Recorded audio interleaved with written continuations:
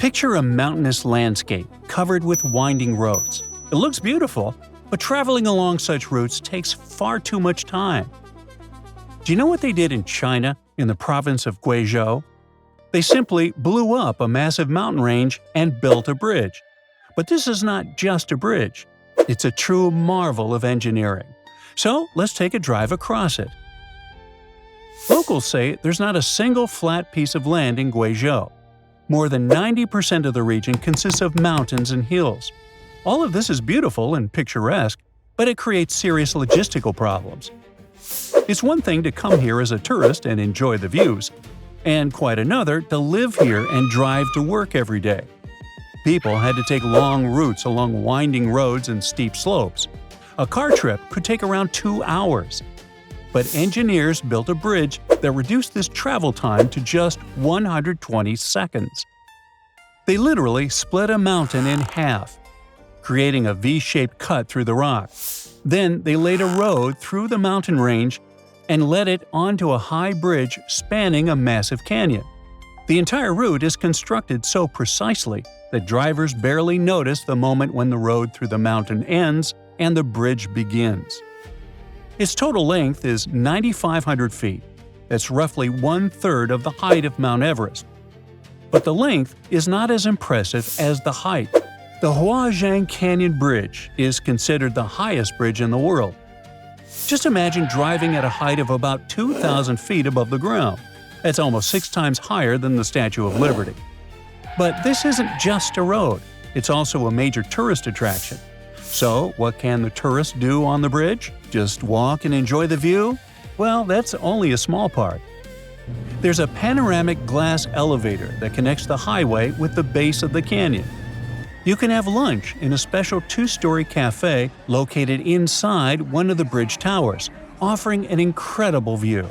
There's an artificial waterfall and a glass pedestrian walkway in the lower part of the parking area. But the coolest part is the extreme activities, like a platform for bungee jumping. You hook yourself to a bungee cord and leap into the abyss. No thanks.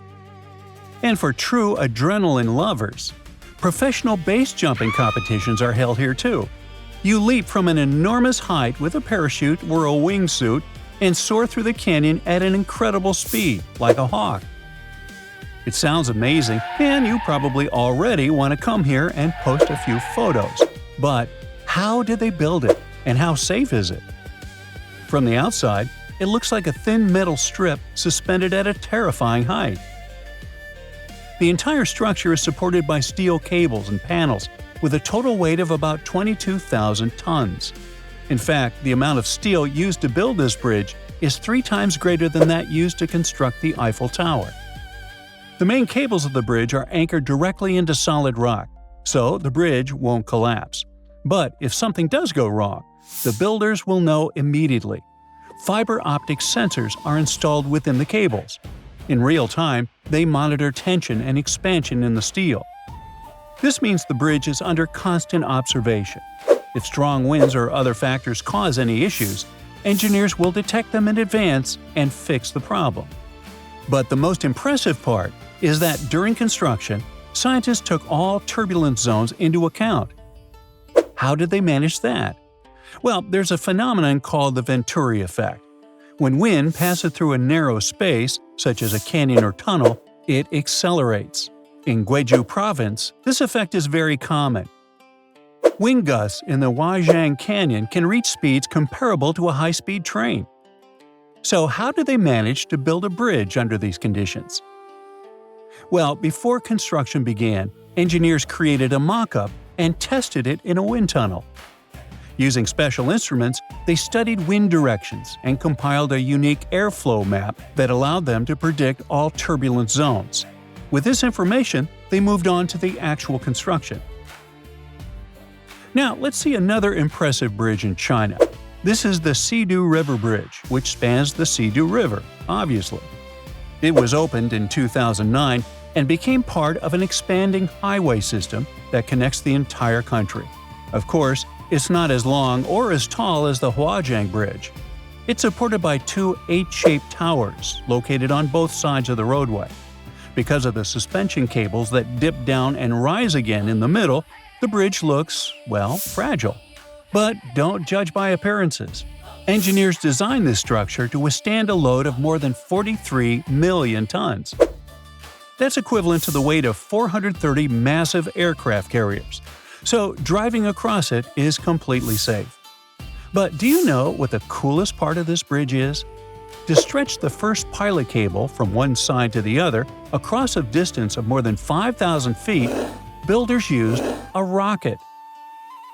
You know those heist movies where the thieves release a grappling hook or a harpoon to cross from one building to another? The workers did something like that here. You probably had no idea that bridges could be built this way. Okay, let's now move from high-tech giant bridges to something much simpler and more dangerous. Think back to cartoons and movies about Mowgli and Tarzan. Remember how they swung through dense jungles, climbing vines and trees? Well, you can relive that experience if you travel to Ghana, where the Kakum Canopy Walk is located. So this is a series of rope bridges right inside a real jungle.